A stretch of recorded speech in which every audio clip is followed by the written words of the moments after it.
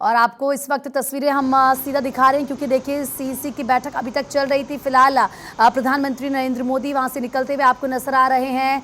गृह मंत्री अमित शाह, जेपी नड्डा, रक्षा मंत्री राजनाथ सिंह इन तस्वीरों में आप देख सकते हैं। इसके अलावा देवेंद्र फडणवीस भी आपको नजर आ रहे होंगे। बैठक यानी कि खत्म हो चुकी है। हमारे सहयोगी अक्षय बता भी रहे थे कि तमाम ऐसे राज्य थे जिन पर चर्चा हो चुकी थी और एक दो ऐसे राज्य थे जिन पर उस वक्त चर्चा चल रही थी, लेकिन अब ये बैठक खत्म हो चुकी है। प्रधानमंत्री नरेंद्र मोदी वहां से निकल रहे हैं। उनके वहां से निकलने की तस्वीरें आपकी टीवी स्क्रीन पर है। 5वीं लिस्ट कल जारी की जानी है बीजेपी की तरफ से, यानी कि अब मंथन हो चुका है उम्मीदवारों के नाम को लेकर। काफी देर से बैठक चल रही थी और अब ये बैठक खत्म हो चुकी है। हम सीधा लाइव तस्वीरें आपको दिखा रहे हैं। आप देखें किस तरीके से ये इंपॉर्टेंट इस बार देखना होगा कि जो 5वीं लिस्ट बीजेपी की तरफ से जारी की जाती है इसमें वो कौन से नाम होते हैं, कौन से नए चेहरे होते हैं या फिर कौन से वो सांसद होते हैं जिनको इस बार टिकट नहीं मिलने वाला है, यानी कि जो रिपीट नहीं होने वाले हैं,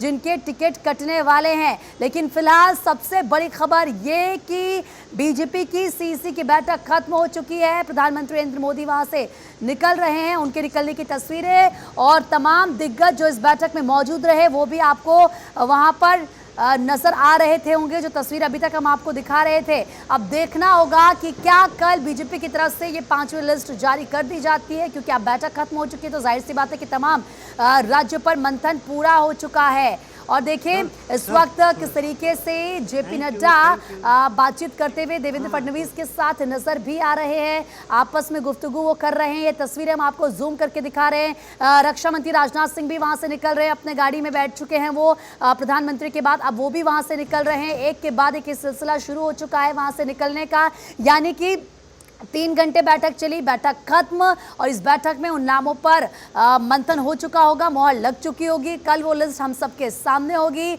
पार्टी दफ्तर से तमाम नेता निकलते हुए आप देखिए एक एक करके सिलसिलेवार तरीके से सभी नेता इस वक्त वहां से निकल रहे हैं। जेपी नड्डा हालांकि अंदर चले गए हैं और अब ये देखिए अपनी गाड़ी का इंतजार करते हुए बाकी जो नेता हैं। लेकिन बड़ी बात यह है कि अब लिस्ट को लेकर क्या ट्विस्ट नए नजर आते हैं, ये देखना काफी इंटरेस्टिंग होगा, क्योंकि इस लिस्ट में और क्या ट्विस्ट होते हैं।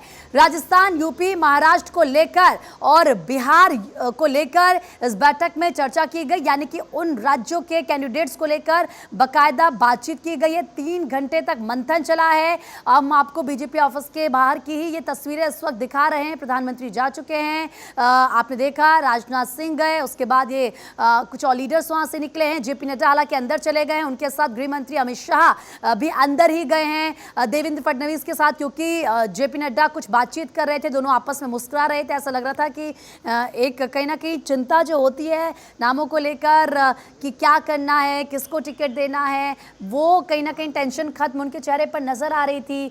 और अब आप देखिए कल, क्योंकि 291 उम्मीदवारों का ऐलान अभी तक बीजेपी कर चुकी है।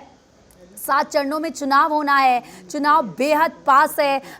27 दिन आप मानिए उससे कम दिन अभी बचे हुए हैं, यानी कि काउंटडाउन शुरू हो चुका है। और अभी कोशिश यही है सभी राजनीतिक दल की, हर एक पार्टी की जल्द से जल्द नाम जो उम्मीदवार हैं उनके क्लियर हो जाएं, किसको कहां से टिकट देना है ये क्लियर हो जाए। और ये होता हुआ नजर भी आ रहा है। आज ही कांग्रेस की तरफ से उसकी चौथी लिस्ट जारी की गई, जिसमें दिग्विजय सिंह, अखिलेश प्रताप का नाम था। इसके अलावा तमाम ऐसे नाम जो बड़े नाम हैं वो थे। वाराणसी से हमने देखा कि प्रधानमंत्री नरेंद्र मोदी के ऑपोजिट में अजय राय नजर आएंगे, कांग्रेस की तरफ से उनको उतारा गया है मैदान में। लेकिन अमेठी और रायबरेली का जिक्र उसमें नहीं था। और अब ये बीजेपी दफ्तर की लाइव तस्वीरें हमने आपको दिखाई थोड़ी देर पहले की। हालांकि तस्वीरें जब प्रधानमंत्री नरेंद्र मोदी अपनी गाड़ी में बैठ रहे थे उस वक्त उनको देखिए किस तरीके से गृह मंत्री अमित शाह, जेपी नड्डा, रक्षा मंत्री राजनाथ सिंह और देवेंद्र फडणवीस भी वहां पर